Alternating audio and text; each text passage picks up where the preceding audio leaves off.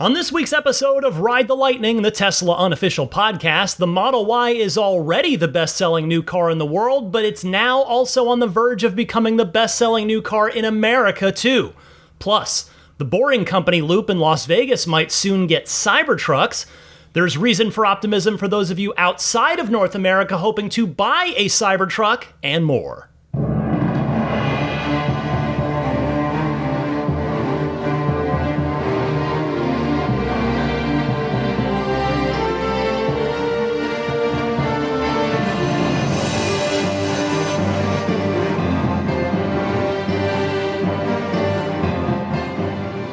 What's happening, friends? Ryan McCaffrey joining you for episode 478 of Ride the Lightning. It's your weekly Tesla unofficial podcast. This one's publishing on September 29th, 2024, the end of Q3 here for Tesla. Behind me, if you hear some huffing and puffing in the background, that'd be Daisy the Boxer. She's fine, but it is unseasonably warm today here in the San Francisco area. And San Francisco specifically, where I am. We just got back from a long, gorgeous walk where I didn't have to put on a jacket. Yes, that is a thing that you have to do from about 5 p.m. onwards most of the year, including the summer here in San Francisco. Anyway, I'm having a great day. I hope you're having a great day as you hear this. And as I said, we have come to the end of Q3 for Tesla, which means coming up on next week's podcast, the Q3 production and delivery numbers. So not only will we see how the quarter went for Tesla, which as we know was loaded with incentives for the Model 3, the Model Y, and the Model X as well, but those numbers will also tell us how close Tesla is to its overall 2024 production and delivery forecasts from the beginning of the year. And depending on those numbers, I think that might give us a good idea of whether or not we can expect those sweet, sweet incentives to continue through Q4, through the end of the year. So I will talk more about that when we get those numbers next week. So stay tuned for that. In fact, since we are at the end of the quarter, we're about to get those numbers, I decided to make this the subject of this week's Patreon poll, as I wanted to hear what all of you thought. And here's where we landed. The poll question was simply, what are your Q3 delivery estimates for Tesla? I decided to keep it simple and leave production out of it. Just deliveries, that at the end of the day is what matters the most. 36% of you thought it would be in the 451 to 475,000 vehicle range. 28% of you thought it would be just below that at 426,000 to 450,000. And then it drops off to 15% saying 400 to 425,000. 14% of you thought it would be a little higher than that at 476 to 500. And just a low single-digit percentage number of voters that thought it would be over 500,000 or below 400,000. Now, for reference, Q3 last year, 2023, was 435,000. And if you want to look at quarter over quarter, Q2 of this year, the last quarter, was 444,000 deliveries. Of course, Cybertrucks in the mix now as well as that continues to ramp. Personally, and I wrote down my prediction in my notes before I put the poll up. I didn't want the poll to influence me. For me, with a ramping Cybertruck in there, I think it's going to be just over 460,000. So I would have voted with those of you that chose the 451 to 475 range, which was the most selected option in the poll. A friendly reminder, you do not need to be backing me on Patreon to vote in each week's Patreon poll. It's totally free. Just stop on by the page, which is patreon.com/Tesla podcast. The new poll usually goes up on Tuesday evenings, and just click in there, vote, and have your voice heard for that week's episode. And then, so that's next week. Coming up the week after next, we have the Robotaxi reveal, the Cybercab, and I am so grateful to say I got an invite from Tesla. So if somebody specifically at Tesla smiled upon me, thank you. or if I just struck it lucky in the shareholder raffle, which I did enter, then I am grateful to have come up with all sevens on that slot machine. Either way, however that my invite came to be, I will very graciously take the good fortune to get invited to this. I just can't wait to attend this one down in Hollywood. I've got my flight and hotel booked, and I will, as I always do when I go to these events, when I'm so lucky to get to go, I will report back to you. It'll be episode 480. I will give you, as best I can, the in-person experience that you might not get all of from watching the inevitable live stream that Tesla will put up. I mean, part of the thing that won't be on the live stream, almost certainly, is the actual demo ride, the test ride that Tesla will no doubt have. I mean, that's the whole reason that they're having it at the Warner Brothers back lot, is so that they're on private roads that aren't subject to regulatory permission and approval and all that stuff. So can't wait for this. I'm locked and loaded, and I look forward to reporting back to you on episode 480. Another fun new product hit the online Tesla shop this week, although maybe this one's a little less fun and more practical. So maybe you'll find this of interest. Maybe it's a holiday gift, because now holidays are coming up quite soon. So maybe it's a holiday gift for the Tesla lover in your life, or maybe you're the Tesla lover in your life and you can drop hints to your loved ones. So they have rolled out a redesigned wireless portable charger to charge up your phone, charge up your devices on the go. It's $95 and it's available in 3 colors: black, white, and rose gold, which to me, I'm an iPhone user, I've got nothing at all against Android. I just have always been on iPhone.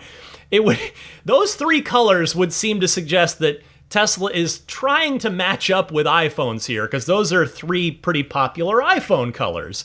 But that's just a silly little hypothesis of mine and is really neither here nor there. Anyway, here's the product description for this wireless portable charger. Keep your devices charged everywhere you go. Our redesigned wireless portable charger allows you to simultaneously charge up to 2 Qi-enabled devices, including phones and earbuds. Lightweight and powerful with an Alcantara suede base, a magnetic hinged design allows devices to stand up while charging for easy use, with indicator lights to show your state of charge. Alternatively, an integrated USB-C charging cable allows you to charge your devices while on the go.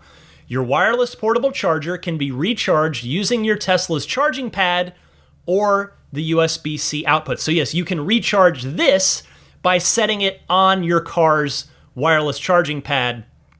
That'll apply to anybody with a 2019 or later Tesla.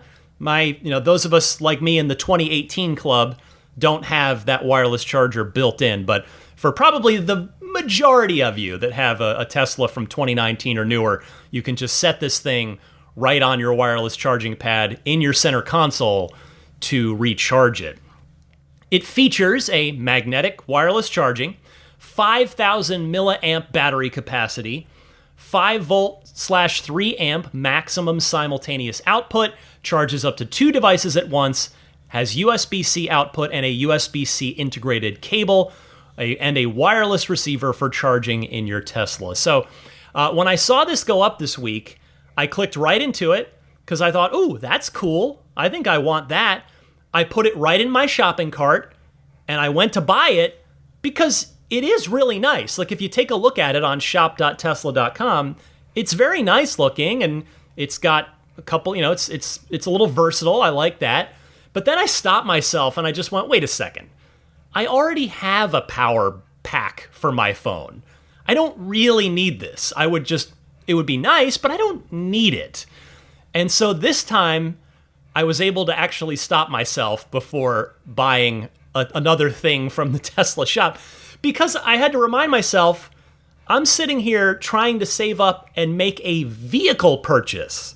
I'm trying to save up for a Cybertruck. So why don't I keep that $100 in the Cybertruck fund rather than buying a power brick a power pack that I don't necessarily need.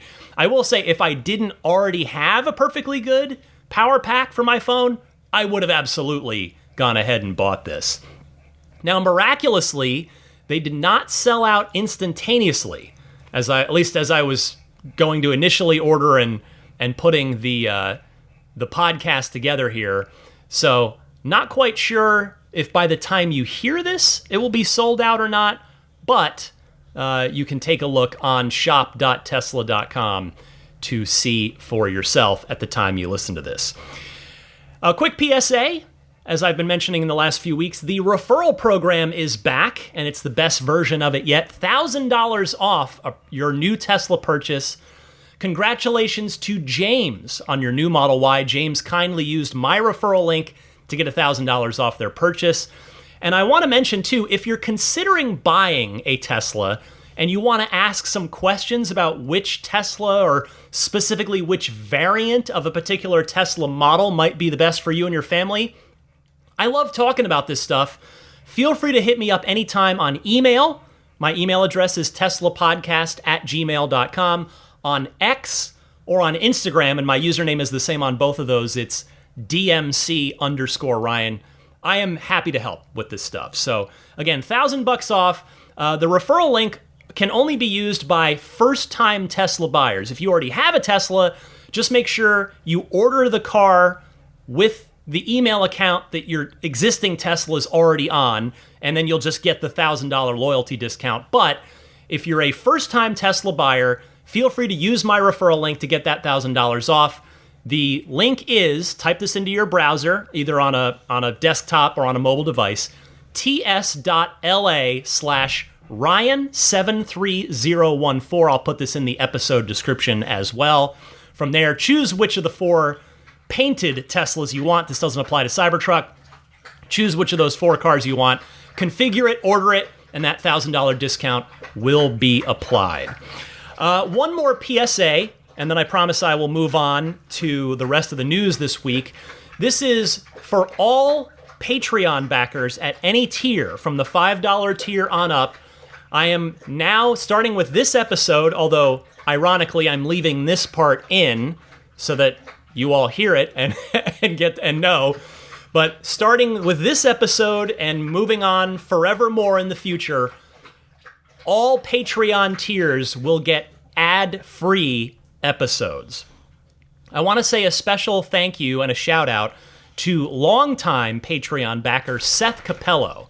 He sent me a really thoughtful email about this, and I was so grateful to read it, because there were a million different ways that he could have phrased that, but he was so nice about it. He was so considerate and thoughtful, and I just want to say that you folks that are kindly backing me on Patreon are just so generously showing your support that I think it's high time that I offered you something a little bit more in addition to the perks that I already have at each tier.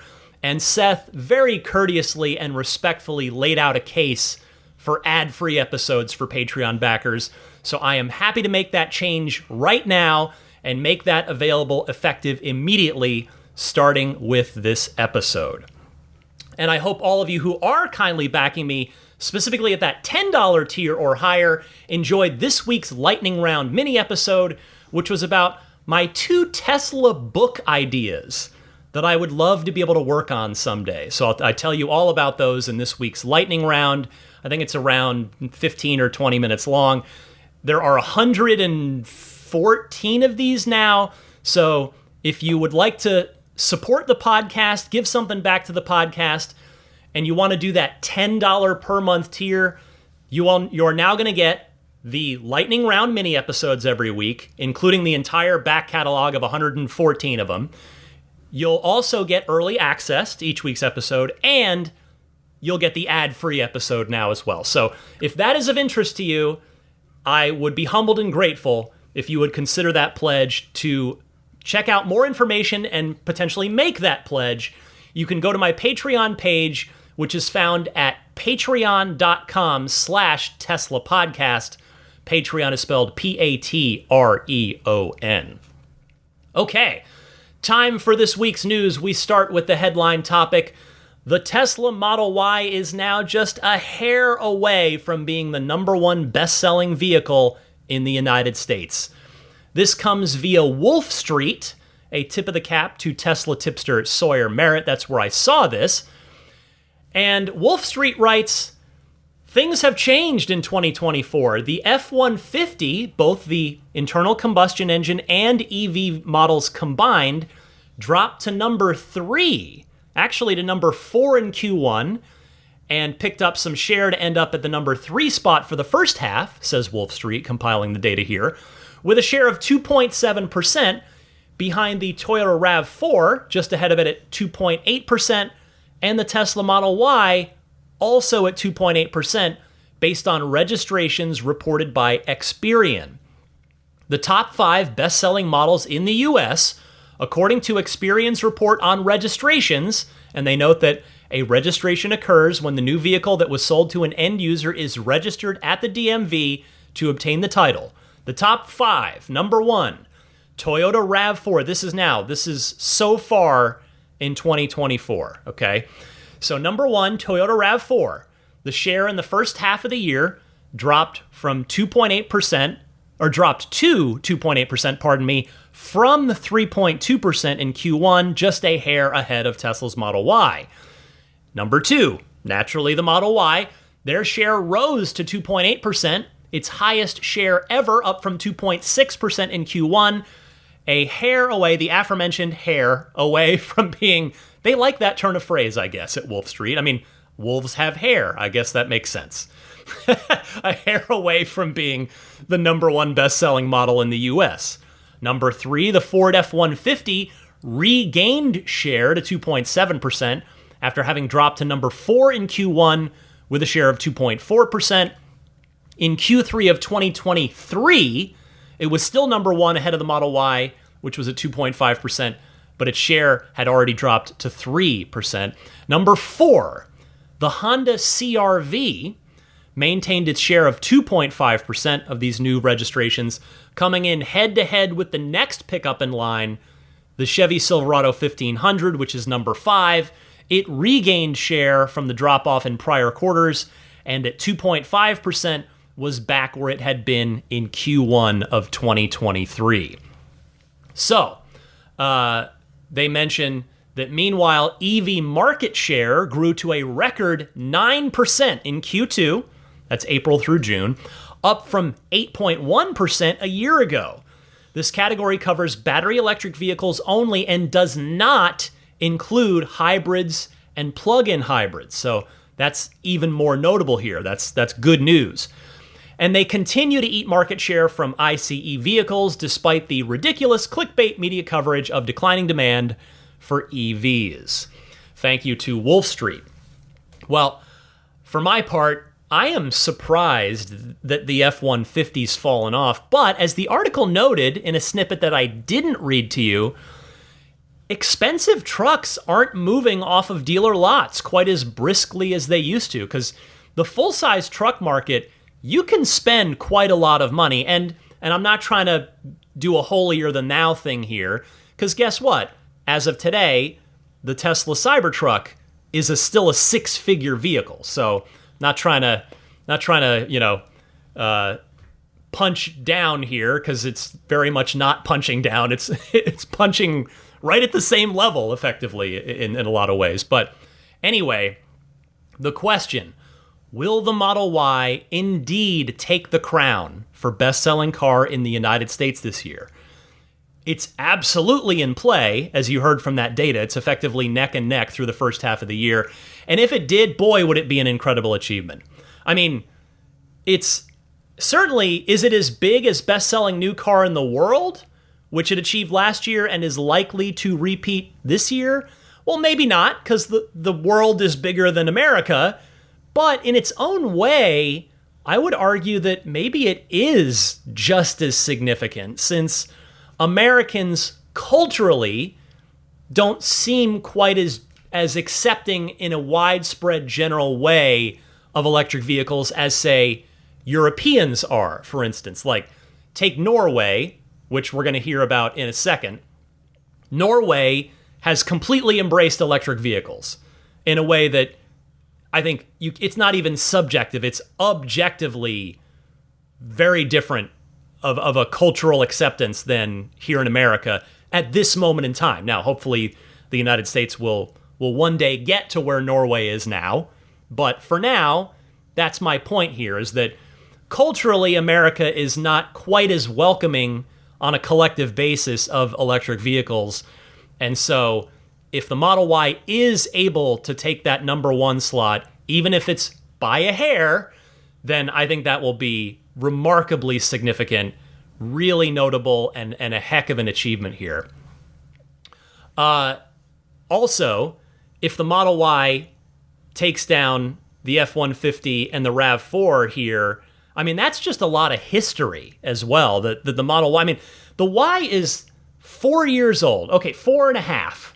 It debuted in March of 2020, and it's now September, the end of September of 2024. So it's 4.5 years old. So in less than half a decade, the Model Y might take down the RAV4, which has been a staple for Toyota for quite a long time, and the F-150, which obviously has been the backbone of Ford for many, many, many decades at this point. So anecdotally, I will add, and I know that, yes, I live in the very Tesla-tastic San Francisco Bay Area, but anecdotally, the Model Y isn't just popular here at this point in time, it's ubiquitous here right now. I can often look ahead of me on the 4-lane freeway that runs north-south. There's two kind of main freeways that run between San Francisco and San Jose that I'm on a lot. And I'm not exaggerating here in the slightest when I say that I can often look ahead of me and there might be Model Ys in every lane in front of me, or maybe 2 in front of me and 2 behind me in the rearview mirror. I mean, it is crazy. In fact, at any intersection, you'll often see at least one Model Y at that intersection. And I mean, I'd be one of them, except I'm a Model 3, so I'm a fellow Tesla, just not a Y specifically, but it is really quite crazy here. It's getting freakishly common to just see Model Y all over the place, and you love to see it. I mean, it is going to be an interesting race to the finish line, sales-wise, in Q4 between the RAV4 and the Model Y, and we'll see if the F-150 sneaks back into contention for first place as well. But go Tesla is all I have to say about that. And as promised a minute ago, speaking of Norway and speaking of Model Y sales, Teslarati notes that the Model Y has surpassed the Nissan Leaf as Norway's best-selling electric vehicle ever of all time.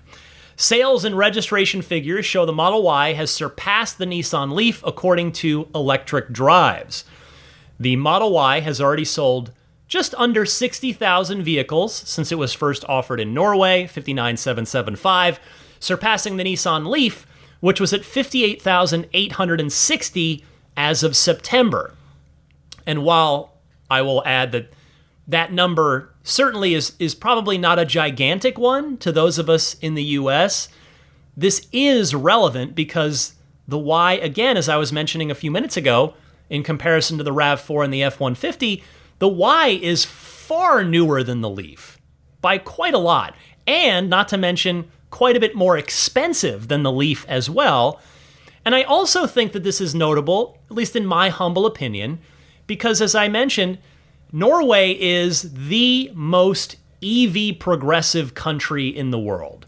So the Y holding the crown there, I think that's a really nice badge of honor for Tesla to have.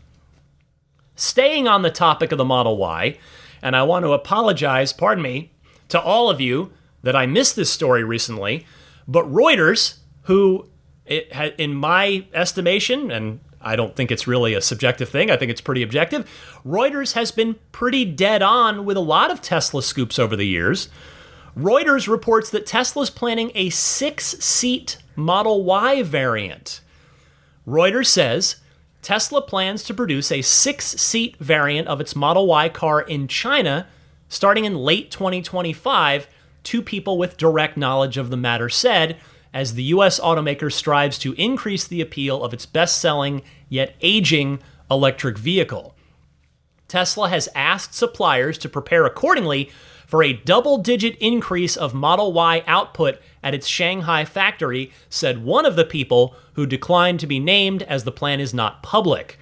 Tesla released the Model Y in 2020 and has been revamping it under a project dubbed Juniper, Reuters reported previously. That variant will seat 5 and will launch in early 2025 rather than this year as initially planned, the second person said.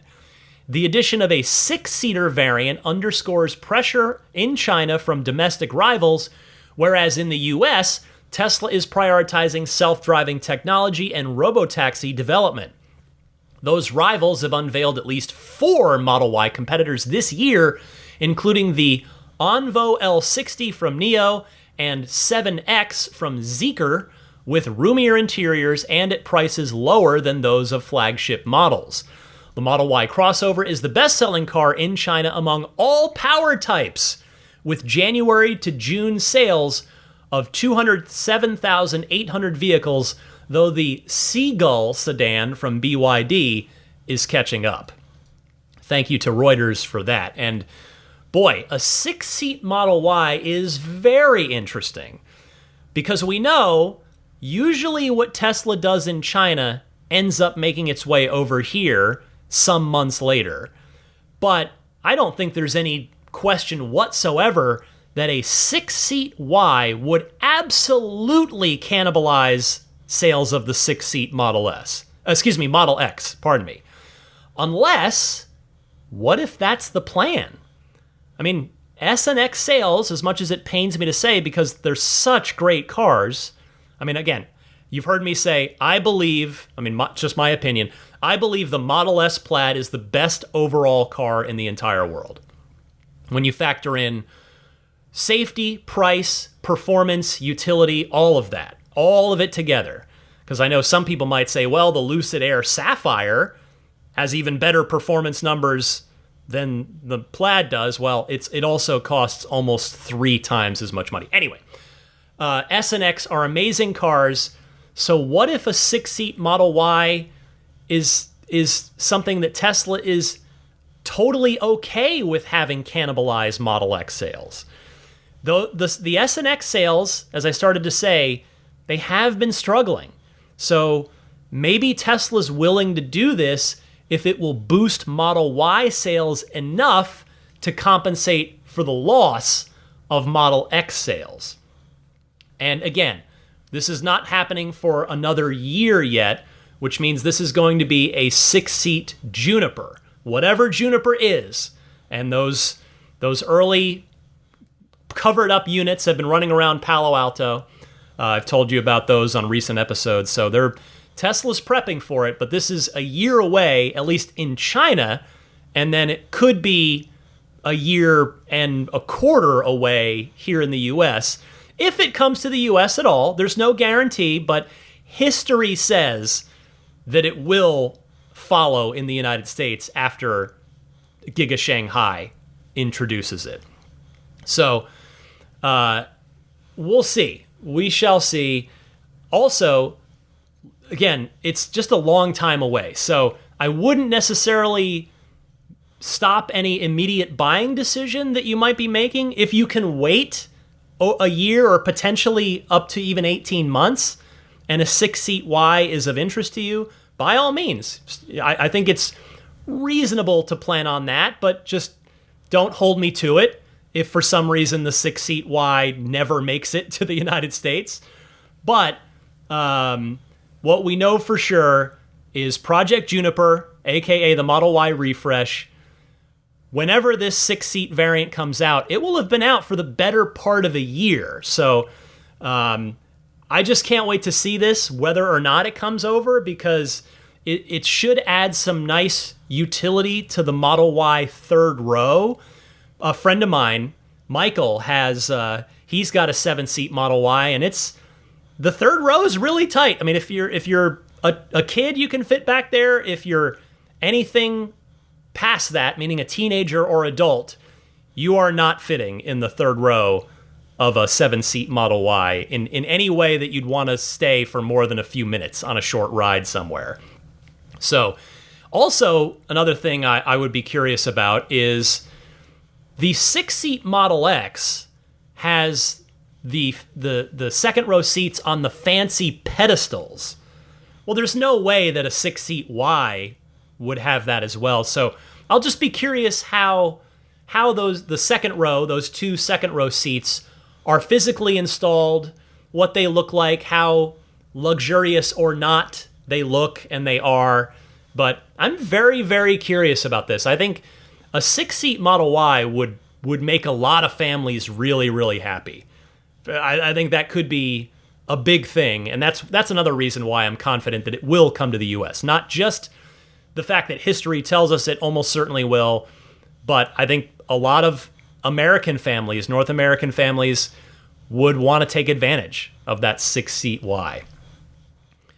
Next up this week, South Korean officials have confirmed in a new report to local media that they are aiming to certify the Cybertruck for passenger sales soon.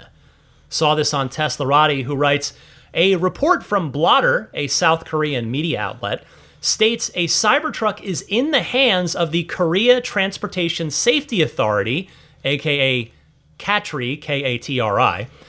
An official confirmed this to the outlet, saying, quote, the Tesla Cybertruck came to KATRI in Hwasong, in a province that I can't pronounce, so I'm not even going to slaughter it because I don't want to disrespect it, but it came to them for certification purposes, end quote.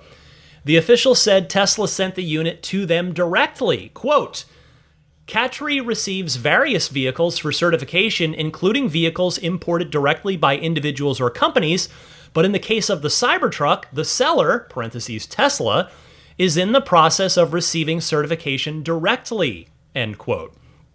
Although Tesla has not indicated directly that it plans to sell the Cybertruck in the market by any certain date, this is an indication that things could be moving in that direction soon. Thank you to Teslarati. Well, I recognize that I might not necessarily have very many listeners in South Korea. If I do, hello. Great to have you listening. But the reason that I bring this story up this week, and the reason that I think that this is very good news for those of you who are Cybertruck reservation holders outside of North America, is because the simple logic applies here. If South Korea is in the process of certifying the Cybertruck, that means Tesla very much has designs on selling this thing globally after all, something that they said they didn't think they were going to do originally. So, to my global audience listening right now, and I'm looking specifically at my many, many Australian and New Zealand listeners, Europe, I'm going to have to just apologize to you here for a second because Europe seems to be a whole other story given the narrow size of the roads there and the different rules for vehicles with like passenger crash safety and that kind of thing. So Europe, still TBD. But Australia, New Zealand, I think that sensation that you're feeling in your arms right now is a shot of optimism straight into your veins that you may get to buy a Cybertruck of your own in a few years from now. I know I've talked about this before, but remember, one other thing in your favor, and I'm talking specifically to my Australian and my New Zealand friends here.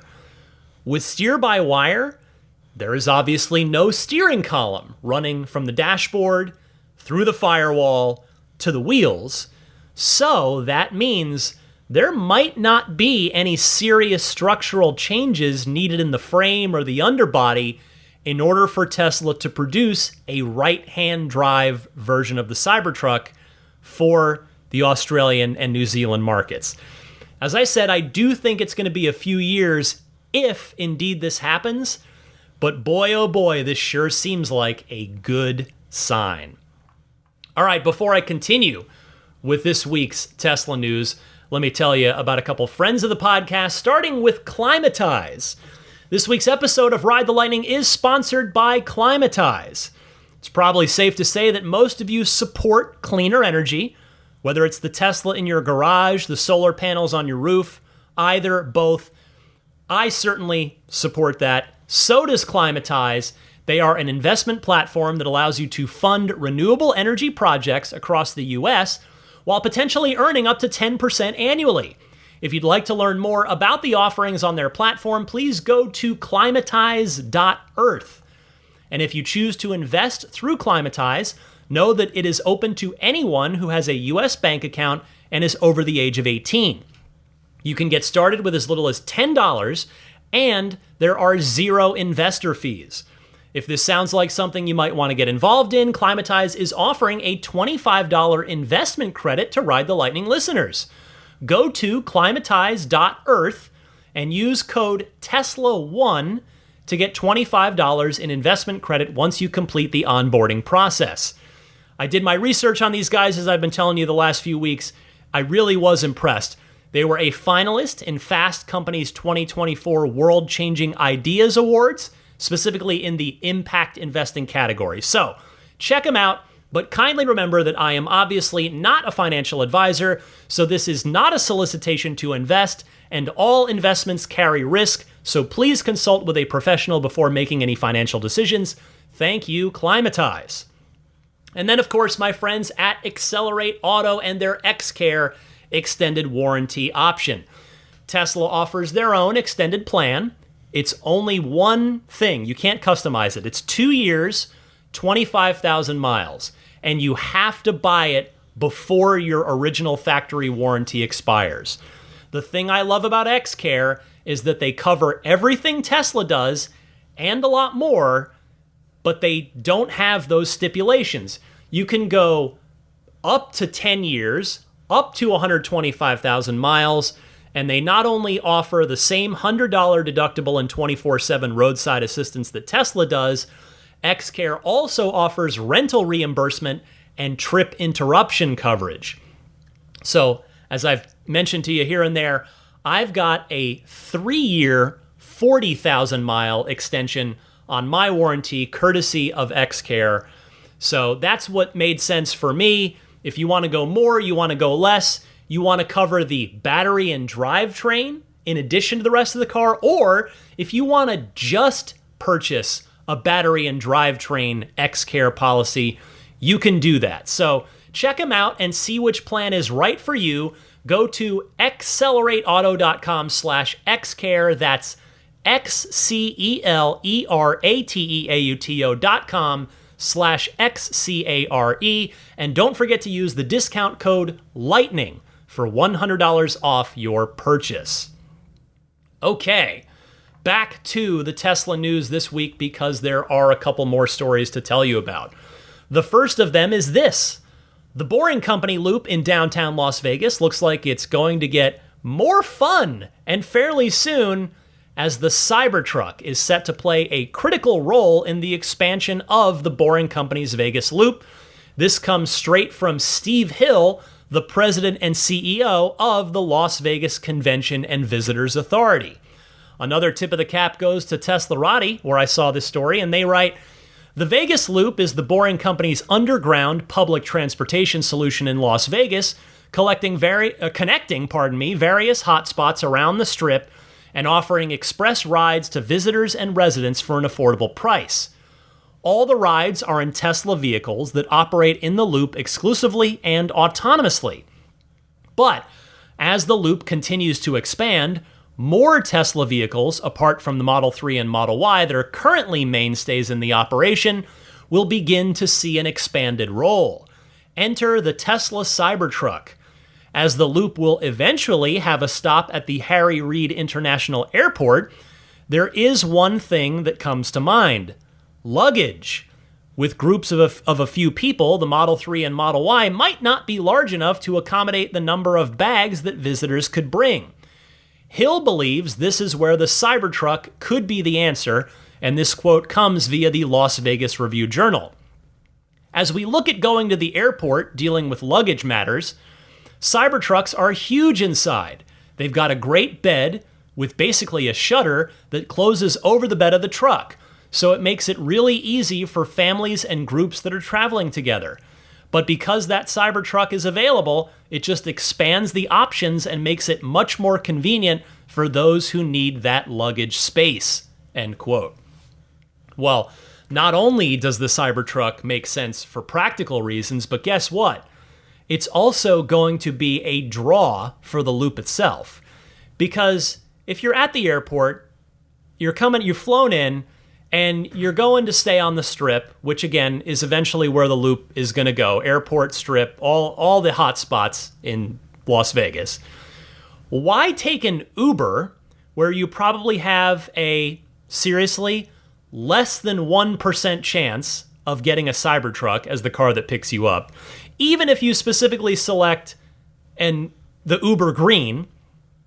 Why do that when you could, once the loop again extends out to the airport, you could choose to go down to the boring tunnel in the loop there and have a 100% chance of riding in a Cybertruck to your destination if you want to, because obviously you'll just be able to wait. Like if a Model 3 comes, Model Y comes, you just wait for a Cybertruck. I don't know if they have like separate queues there for different vehicles, like if there's currently a Model 3 queue and a Model Y queue at the stops. I'm not sure, but presumably that would be one way that they could handle it once they introduce the Cybertruck into this thing. Now, is riding in a Cybertruck going to cost a bit more? Probably, because the trucks are more expensive. But are people going to pay it? Absolutely, yes, they will. I mean, heck, personally, I would take the loop every time, again, assuming I was staying on the Strip, which is where that loop is going to be going before too long. And I would do that just to guarantee that I'd be riding in any Tesla to get me where I wanted to go, whether or not it happens to be the Cybertruck. At this point, I need a good excuse to go to Vegas. I know the loop is still, it's just at the convention loop right now. It hasn't quite finished expanding out yet, but when it does, man, I need a good excuse to go to Vegas, and I think I might have one coming up. I don't know what the state of the loop will be at that time, but if I'm able to take delivery of my Cybertruck by the end of the year, I am probably going to drive it down to Arizona to go visit my parents, go visit my family, my extended family there. And I think I would cut that road trip into 2 reasonable days rather than one super long day of driving, which is what it is now. In any car, but particularly an EV where, yes, the refueling stops take longer than a gas car. It's a long day if you want to drive your Tesla from San Francisco to Phoenix. So if I go San Francisco to Vegas and visit my aunt and uncle that live there, who I love, they are just awesome people, and I don't get to see them in person particularly often, it would be fun to go, A, just see them, B, show them the truck too, because my aunt has specifically said on the phone when I've told her about my plan, I'm saving up to buy a Cybertruck, and she told me, she's turning 75 this year, and she said to me, I love the Cybertruck. And again, it's like the reactions to the Cybertruck vary across the board, but I think generally speaking, if we did an analytical, mathematical, fair survey, I think it would generally be the case that younger people would have a more favorable view of the Cybertruck in general than older people. But she told me she loves it.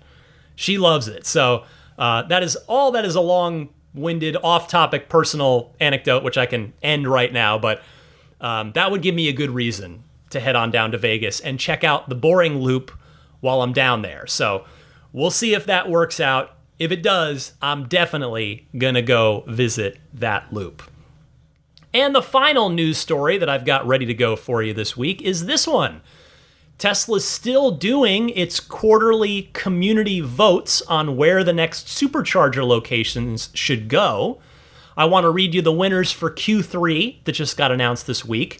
So we have Prescott, Arizona, up north there, north of Phoenix, Durango, Colorado, Brent, Florida, Southern Pines, North Carolina, Hershey, Pennsylvania, Murfreesboro, Tennessee, I hope I pronounced that correctly, Galveston, Texas, and Escalante in Utah.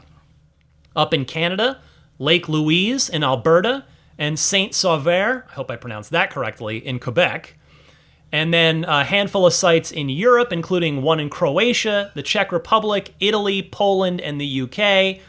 And in the Asia-Pacific region, we have Narendera, Australia. Again, apologies to my Australian listeners if I butchered that. Izumo City in Japan, and Wirye in South Korea. I love that Tesla continues to do this as a great community-driven initiative. And here's to it continuing in perpetuity. I hope they never stop doing this. And if you want to participate, the next round of voting for Q4 is open now. So head to tesla.com/supercharger-voting/overview. Did I say supercharger-voting? I want to make sure I didn't say the wrong thing.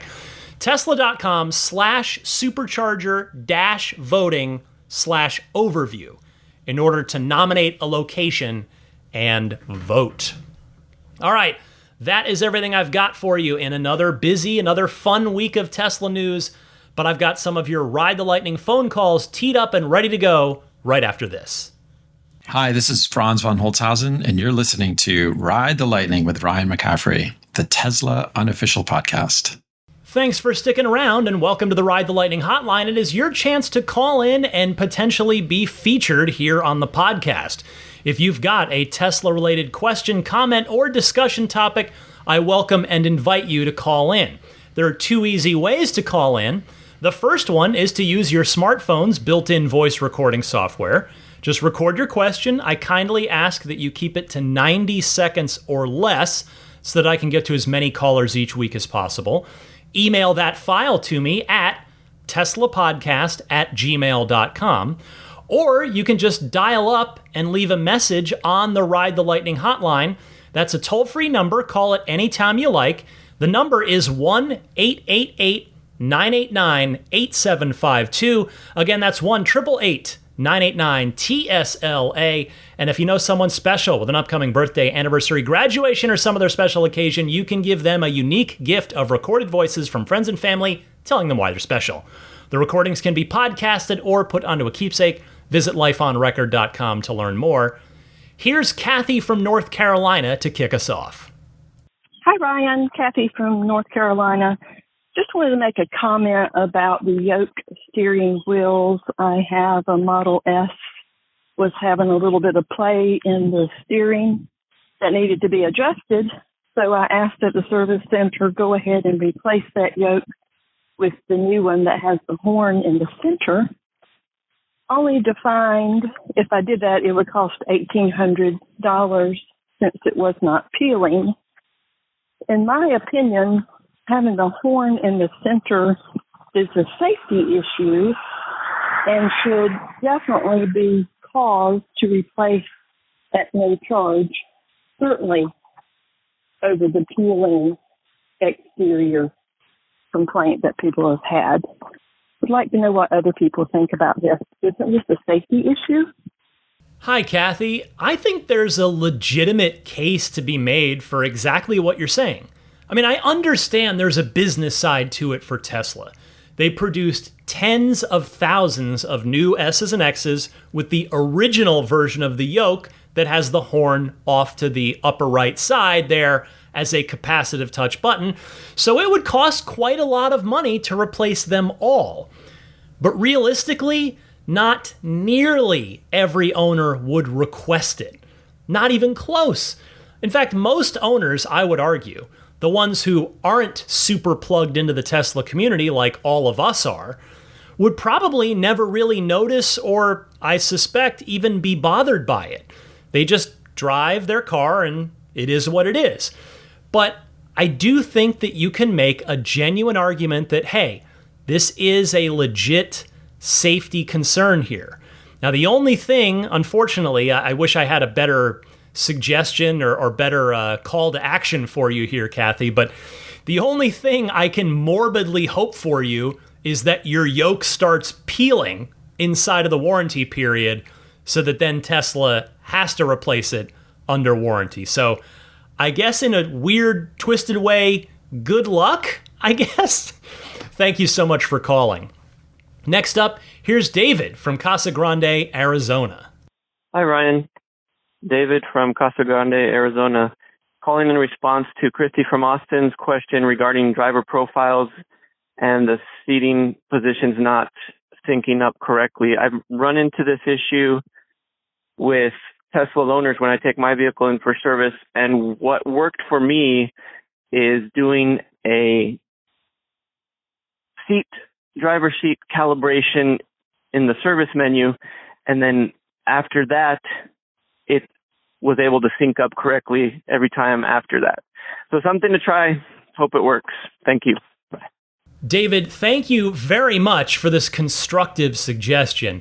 And just a friendly reminder to Christy or anyone else that might want to try this, accessing the service menu, like David's talking about here, is done by going into Controls, then Software, and then touch and hold the large word Model right underneath the render of your car for 4 seconds, then release, and then a prompt should appear, and use the on-screen keyboard to type Service into that access code field, and then touch OK. And I double-checked that actually in the service manual, so that I made sure to get those instructions right. And again, from there, you can try what David suggests. And David, I don't know how you figured this one out, but I am glad that it worked for you, and hopefully it will help Christy and others too.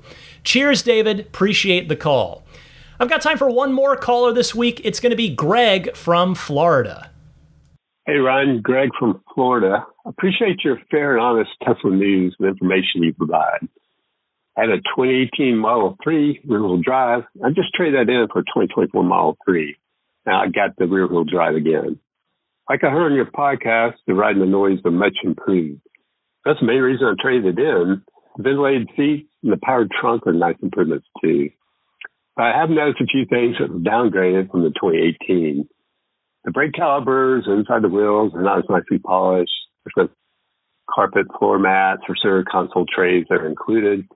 Those are not any real big deals. But the one big deal is the sound system. So with the rear-wheel drive, you only get the standard sound system. But 2018 had premium sound, and I assume the rear-wheel drive option still had it. And I can't find anywhere on Tesla's website or in my sales document it described the type of sound system you get. The sound system is not nearly the same with standard as with premium, especially on the low end and in the rear. I looked at what it'd take to upgrade it with aftermarket, and it's going to cost about $2,000. I know that Tesla is constantly changing their features, usually improving them, but I would suggest Tesla really needs to provide more details on what options you get when you buy the car. And if Tesla offered a sound upgrade for like $1,000, I would definitely include it. Maybe Tesla will hear this and get the message. Well, thank you, Ryan. Appreciate the work you do. Greg, thank you for the call. Thank you for the kind words. And thank you for the feedback for Tesla. I couldn't agree with you more. Tesla absolutely needs to make the sound system situation clear on the Design Studio page as you're configuring the car. You are far from the first person that I have seen call this out, and understandably so. Almost everybody uses their sound system a lot when they're driving, whether they're listening to the music of their choice, or a podcast, or talk radio, or whatever. So it's an important creature comfort in any car, and Tesla should spell it out right up front so that you know that it's one of the key differences between the rear-wheel drive Model 3s and the all-wheel drive Model 3s. I'm glad that you seem to be thoroughly enjoying the car overall, though, and I will tell you that I wish you many hundreds of thousands of miles driving it in good health. Thank you, Greg. Thank you to everybody that kindly took the time to call in this week. If you've got a Tesla question, comment, or discussion topic, as I said earlier, I welcome and invite you to call in with it. I gave you the 2 call-in methods earlier in the podcast, so refer back to that. But stick around, I'm not done yet. Your pro tip of the week is coming up next, along with a little bit more.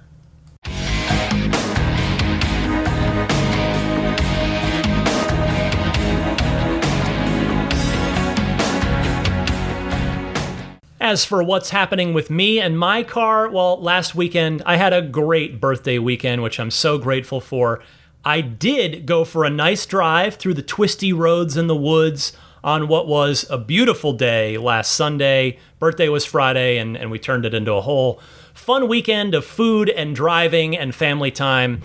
I'm so grateful for it. Just grateful for good health and the chance to have such a cool car to get to drive around. I still love my car. I'm over 6 years in, and I still love this thing. Speaking of the car, I've been driving with FSD 12.5 for about a week now.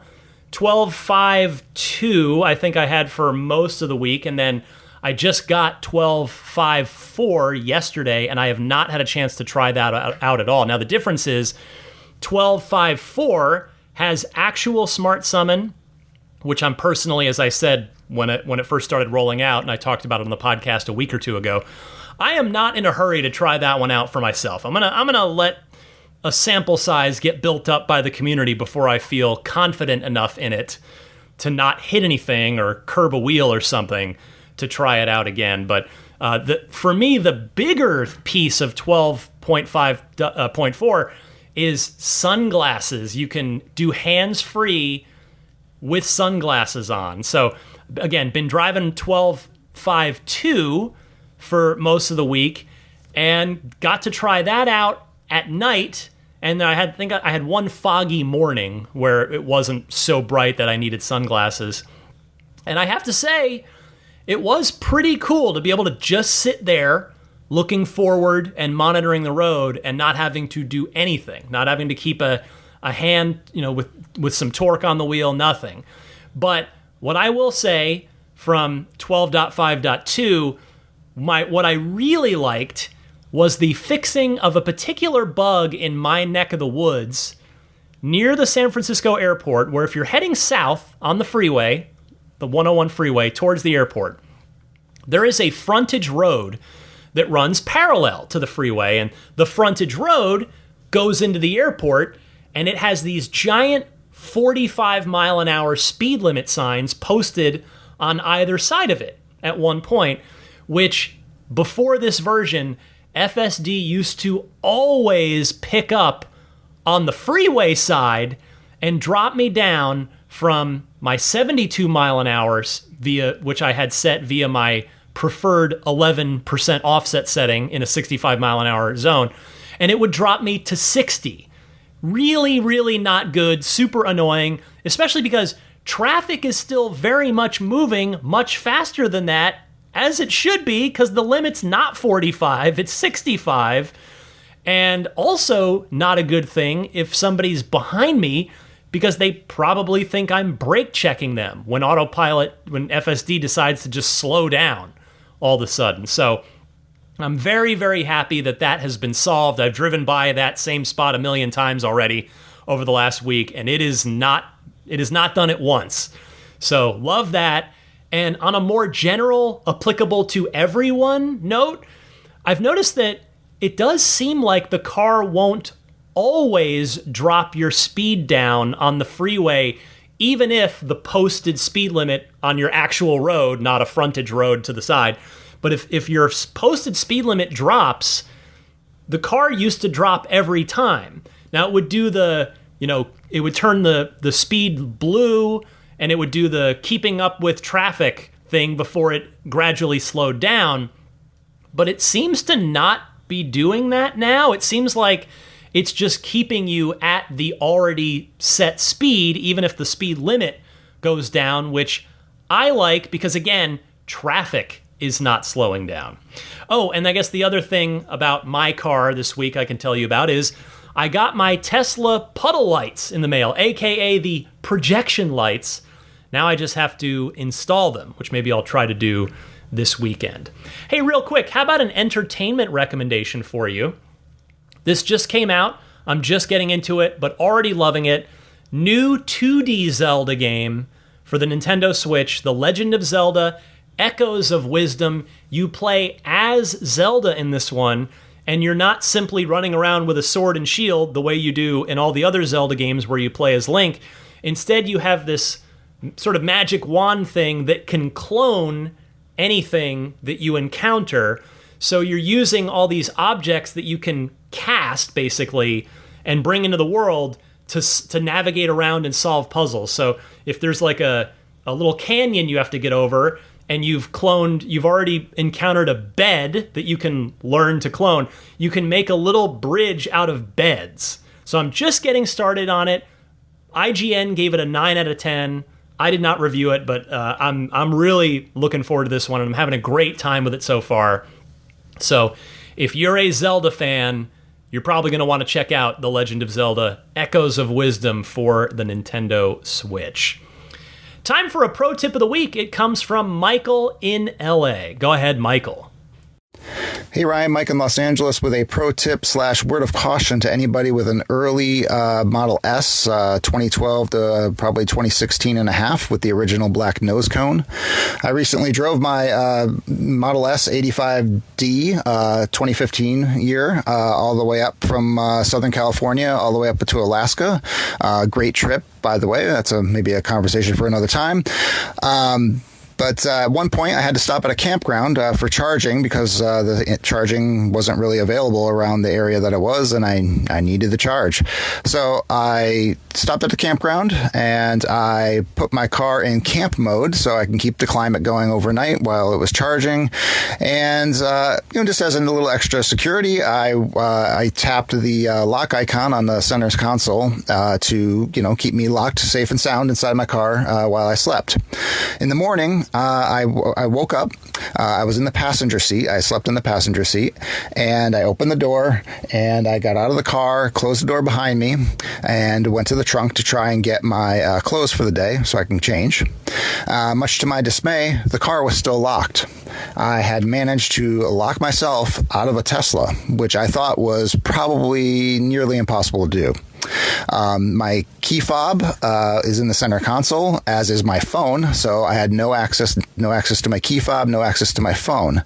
My campsite neighbor next door was awake and was nice enough to allow me to use his phone. And I called my wife back home, and she remotely unlocked the car for me. I've done some testing since, and it seems that at least in this vintage Model S, when you're in camp mode and you open any door other than the driver's door, the car will remain locked if you close the door behind you. So, word of caution: make sure you have your key fob or your phone with mobile access to your car, with you at all times when you're using camp mode in an early Model S.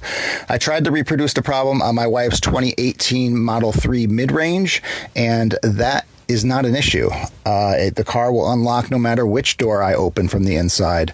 So it just seems to be a problem with earlier Model S's, and anybody who might be using a Model S and goes camping with it, please beware. Use caution. Thanks very much, Ryan. Give the dogs a pat for me. Thanks. What an odd edge case there, Mike, and I'm so sorry that you had to learn about it the hard way. I mean, thank goodness you were able to borrow a kind fellow campgoer's phone and that your wife answered right away and was able to unlock it remotely for you quickly. Side note, how cool is it? Let's take a step back for a second. How cool is it that you can unlock or lock your car from hundreds or even thousands of miles away? It's that would have blown people's minds 15 years ago. It's amazing. Anyway, Mike, thank you for sharing your experience as a word of warning to all of the other classic Model S owners out there. And I hope you otherwise had an amazing adventure all the way up the West Coast. All right, before I scoot on out of here, I want to mention some friends of the podcast and thank the upper tier Patreon backers. I'll start with the former. AbstractOcean.com has a ton of great aftermarket Tesla accessories, from their custom 4th generation tempered glass screen protectors that use antimicrobial coating and aluminosilicate glass, which is basically it's what Corning uses for Gorilla Glass. So they've got those. They've got a ton of great lighting kits. I think I mentioned on last week's show, right, was they've got the same TESLA Tesla wordmark puddle lights that Tesla's selling, but theirs are $20 less. I should have bought those if I'd have stopped and thought for just a second. But anyway, tons of great stuff. Check them out, abstractocean.com. Use the coupon code RTLPodcast at checkout to get 15% off of your first order. And that's RTL Podcast, all one word. Next up, the Snap Plate and the tougher Snap Plate Plus, available for S3, XY, and yes, now the Cybertruck as well.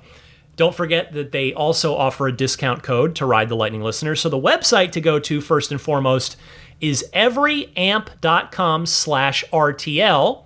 And the coupon code to plug in at checkout is RTL. This is the front license plate bracket that is a nice minimalist design.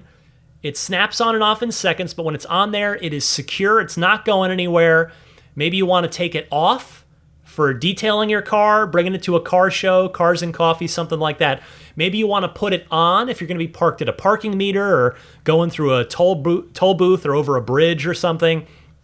Either way, if you either want or are legally required by the state you live in to have a front license plate on your vehicle, I definitely recommend the Snap Plate and the stronger Snap Plate Plus. Again, get yours at everyamp.com/RTL, and don't forget the coupon code RTL.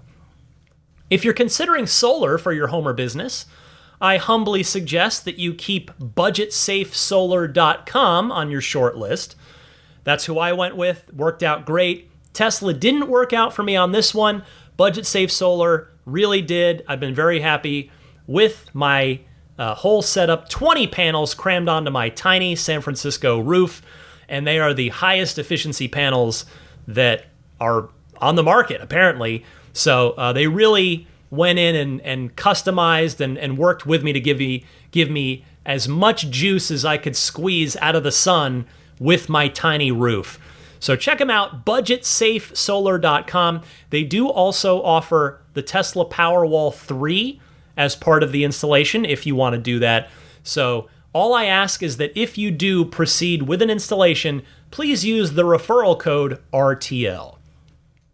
Immaculate Reflections, awesome detailer here in the greater San Francisco Bay Area. If you're in or going to be in this area with a car that you love, I can't recommend enough that you make an appointment and bring it to Immaculate Reflections. It will look better than ever, I promise you that. Whether you want to do paint correction to get the finish looking as good as possible, you want to do paint protection film to protect the paint from nicks and debris and rock chips and all that stuff, or you want to do ceramic coating, which is 21st century version of car wax. The difference is it lasts years and years. Mine is going on 6 years. It's generally like a 3 to 5 years, what you're told, but you take good care of it, and clearly it can last longer. So check them out at irdetailing.com. And when you reach out through there, just kindly mention that you're a Ride the Lightning listener, and any work that you book in, you will have the Ride the Lightning listener discount extended to you. I mentioned it earlier, but I'll mention it again here. It's the Patreon. So Patreon is now ad-free for all tiers. So that means the base $5 per month tier. If you join my Patreon at the $5 a month tier, you'll get early access to each week's episode, and you'll get the episode ad-free. If you step up to that most popular $10 per month tier, that will get you the early access each week, the ad-free episode, and those lightning round mini episodes that I do every week on Patreon, including access to the entire archive of 114 of them. So I would be humbled and grateful if you'd consider a pledge, and you can do that on my Patreon page found at patreon.com/Tesla Podcast. If you're not already following this podcast on your favorite podcast service, I recommend that you do that so that you don't have to ever remember to go seek out a new episode. Instead, the episodes will seek you out via a push notification on your device. Most of you statistically get this podcast through Apple Podcasts, so you can check it out there, or YouTube Podcasts or Spotify. Wherever you prefer, just type in Ride the Lightning Tesla Podcast. You should find me easily, and you can click that follow button. Doesn't cost you a thing on that. Also, one more time, for those of you who are first-time Tesla buyers, get that $1,000 discount off of your S3, X, or Y by ordering with my referral link. You have to order through this link. Tesla makes it clear in the terms and conditions that they will not go back and retroactively apply the $1,000 discount if you forget to order through a referral link. So use mine. You can punch this in on any browser, desktop, or mobile. The short link is ts.la/Ryan73014. Finally, before I get to the shout-outs for the Patreon backers, you can follow me on X and or Instagram. I have the same username on both, and that username is DMC_Ryan. You can email me anytime about any Tesla-related stuff, teslapodcast@gmail.com. And before I go, I want to say hello and thank you to the top-tier Patreon backers. Very grateful for their continued support, especially at these very, very generous levels.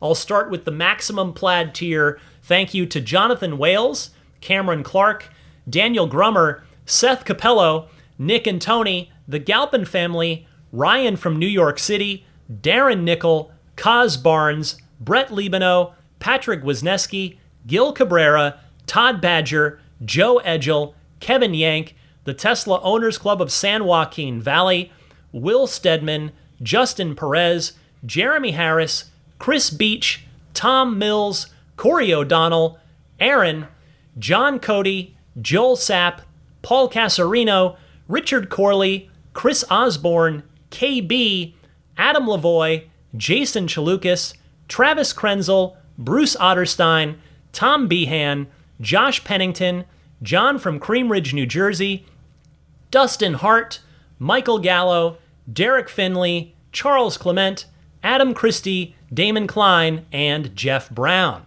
Next up, the Roadster in Space tier backers. Thanks goes out to Pete White, Lyle Austin, Steve Radspinner, Fernando Cordero, Lawton from Chicago, who I had a great chat with yesterday, in fact. Sean Neidig, because the Roadster in Space folks get a one-on-one hangout with me every month if they elect to take it.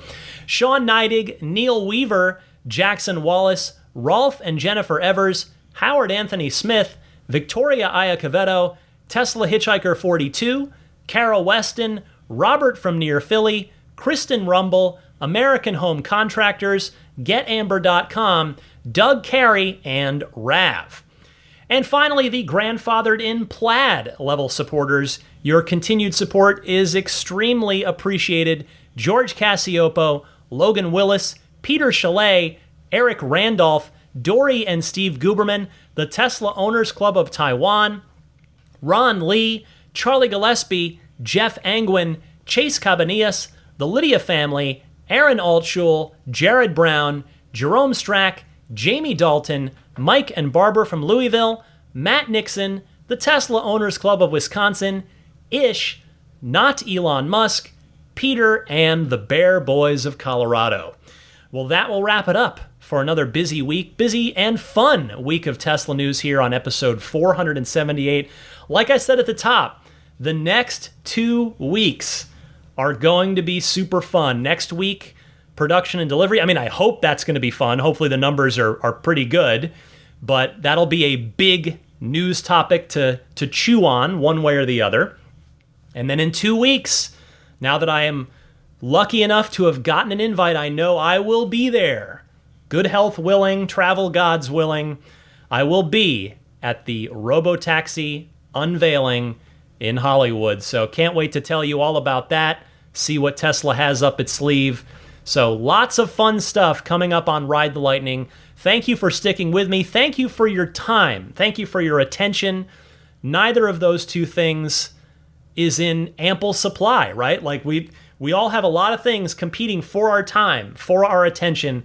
And I'm very, very grateful and appreciative that you would take the time and the attention to hang with me and talk about all things Tesla. So with that, I will say happy electric motoring, and I'll see you back here next week.